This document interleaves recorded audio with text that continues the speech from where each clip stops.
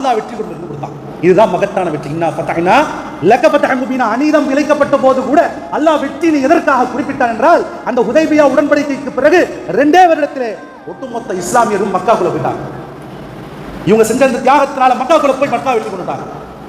இவங்க போனவங்க வெறும் 1400 பேர் தான், 1500 பேர்.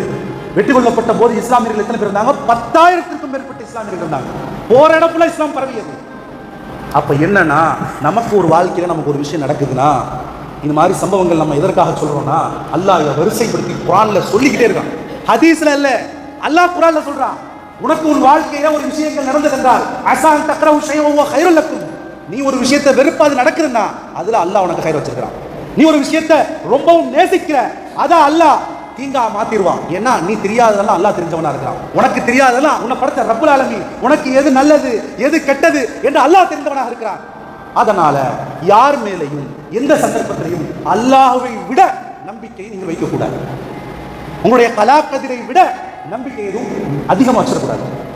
எல்லாமே நன்மையாகத்தான் இருக்க வேண்டும் என்று ஒரு ஈமான்தாரி என்ன, எது நடந்தாலும் நன்மைக்காகத்தான்.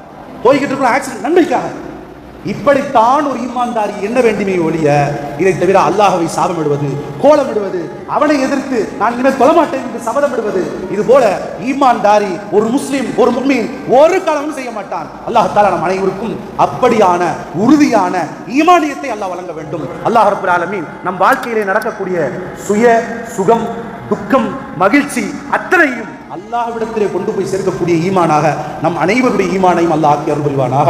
இந்த உலகத்திலே நாங்கள் வாழும் காலமெல்லாம் அல்லாஹ்வுக்கும் ரசூலுக்கும் கட்டுப்பட்ட நல்லடியார்களாக வாழ்வதற்குரிய பாங்குவை அல்லாஹ் நம் அனைவருக்கும் தந்து அருள் பாவிப்பானாக. ஆமீன் ஆமீன் யா ரப்பல் ஆலமீன். வ ஆகிரு தஅவானா அனில் ஹம்துலில்லாஹி ரப்பில் ஆலமீன்.